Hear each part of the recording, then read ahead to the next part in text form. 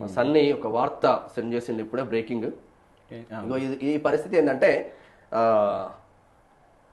ఇళ్లను కూడా కూల్చవచ్చు, కానీ హృదయాలను కూల్చే అధికారం ఎవరికీ లేదు. చట్టం ప్రకారం ఒక వ్యక్తి నివసిస్తున్న ఇంటిని కూల్చే ముందస్తు నోటీసులు ఇవ్వడం తప్పనిసరి. కానీ ఇక్కడ నోటీసు లేదు, పునరావాసం లేదు.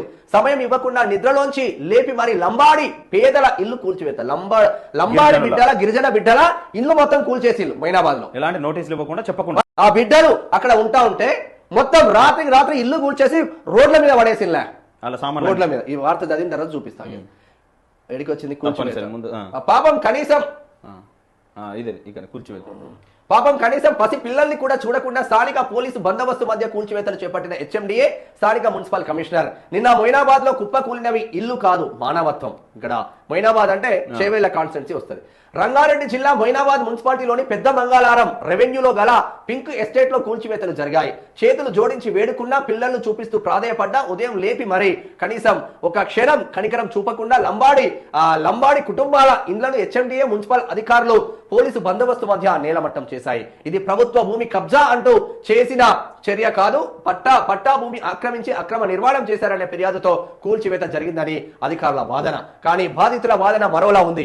డాక్యుమెంట్లతోనే ఫ్లాట్లు కొన్నాం అని వారు కన్నీళ్లతో చెబుతున్నారు. అసలు ప్రశ్న ఇదే, పట్టాభూమి వివాదం అయితే ముందస్తు నోటీసు ఎందుకు ఇవ్వలేదు? డాక్యుమెంట్లు పరిశీలించే అవకాశం ఎందుకు కల్పించలేదు? వాదన వినిపించే హక్కును ఎందుకు తీసేశారు?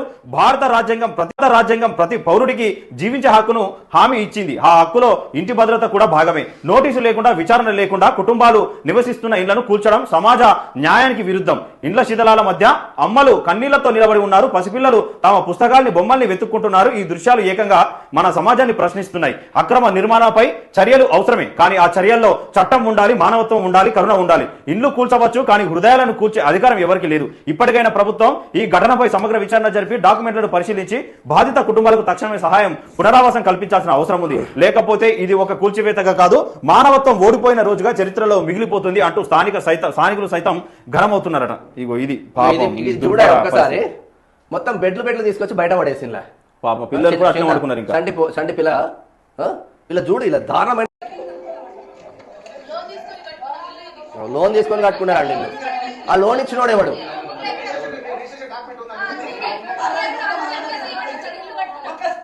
రిజిస్ట్రేషన్ డాక్యుమెంట్ కూలగొట్టకంటే ముందు అడగాలి వాడు. మేము ఏమంటున్నాం, అధికారులు సరే అక్రమంగా నిర్మించుకున్నారా, ఏం చేసిందా పక్కన పెడితే, మీరు ఆ ఇళ్లను తొలగించేటప్పుడు ఒక నోటీస్ అనేది ఇవ్వాలి కదా అంటున్నాం. వాళ్ళకి ఇన్ఫర్మేషన్. షాద్ నగర్ నియోజకవర్గం కొందూరులోనేమో నెక్స్ట్ జెన్ సంపద రియల్ ఎస్టేట్ సంస్థకేమో నోటీసులు ఇస్తే వాళ్ళు తీసుకోవట్లేదు, వాళ్ళపైన ఎటువంటి చర్యలు లేదు. లంబాడి బిడ్డలు అక్కడ నివాసం ఏర్పాటు చేసుకొని ఆ డాక్యుమెంట్లు కొనుక్కున్న డాక్యుమెంట్లు మా దగ్గర ఉన్నాయని చెప్తా ఉంటే ఒక నోటీసు ఇవ్వడానికి మీకు ఏం రోగం వస్తుందా? ఫోన్ వచ్చిందా పైనుంచి? ఇదేనా మన వ్యవస్థ? కనీసం మానవత్వం ఉండాలి. పిల్లలు లేచినాక సరే తిన్నాకనో లేకపోతే సరే పోనీ.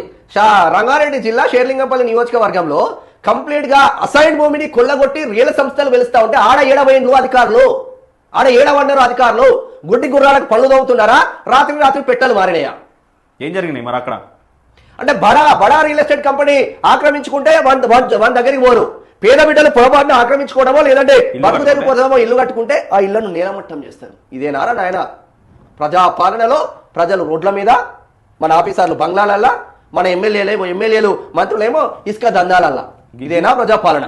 ఇంత తరుణం పడుకున్న వాళ్ళని లేపి మరి కూర్చోగొట్టారు సామాన్యుడు బయటికి తెలిసి. ఏంద్రా నాయన అసలు మీరు చూడు, ఇలా సామాన్యుడు చూడు ఎక్కడెక్కడ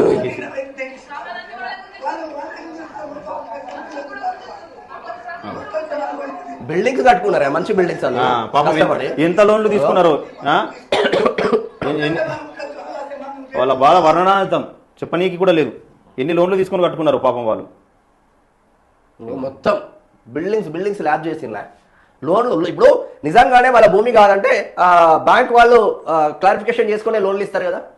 ఇప్పుడు ఆ లోన్లు ఎవరు కట్టాలి? వీళ్ళ బతుకు తెరువు ఏంది అనేది చూడరా మీరు? మరి ప్రభుత్వాలు అక్కడ ఉన్న అధికారులు ఇంత పెద్ద బంగ్లా కట్టడానికి ఏం చేస్తారు? ఫస్ట్ చిన్న దవ్వడానికో లేకపోతే పునాది కట్టేటప్పుడు లేకపోతే ఫస్ట్ పిల్లలు పోసేటప్పుడు పోయారు. కానీ అధికారులు ఏం చేస్తున్నారు? అధికారులు ఏం మిగిలినట్టు అక్కడ బిల్డింగ్ కట్టేటప్పుడు పర్మిషన్ ఇచ్చింది ఎవడు?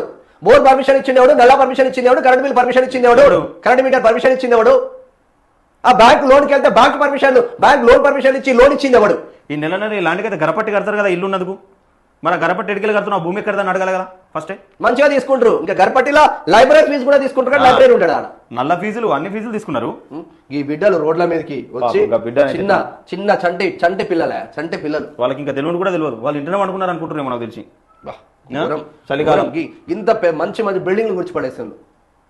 ఈడొక బిల్డింగ్ రాత్రి గింత పెద్ద బంగ్లా కాదు కదా వెలిసింది. పిల్లర్లకు అడిగి ఒక 6 నెలల టైం పడుతుంది కదా కట్టడానికి. మినిమం 6 నెలలు పడుతుంది. మన 6 నెలల నుంచి అధికారులు ఎంత ఫాస్ట్ గానే కట్టు మినిమం 6 నెలలు పడుతుంది. ఊర్లలో అయితే ఎందుకంటే ఊర్లలో సంవత్సరాలు పడి వీళ్ళని కదా బయట వేయాల్సింది. ఆఫీసర్ల నుంచి ఆఫీసర్లను బయటకు వేయాలి ఫస్ట్. ఇప్పుడు వీళ్ళకి పర్మిషన్లు ఇచ్చింది ఎవడు, వీళ్ళకు తతంగం నడిపించింది ఎవడు, ఫస్ట్ ఆఫీసర్ల పైన కేసులు పెట్టాలి.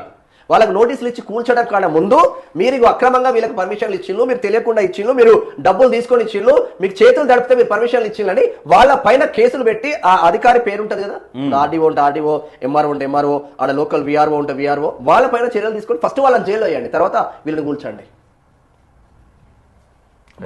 పాపం లేచి వాళ్ళు కనీసం నిద్రలోకి వెళ్ళి లేరట.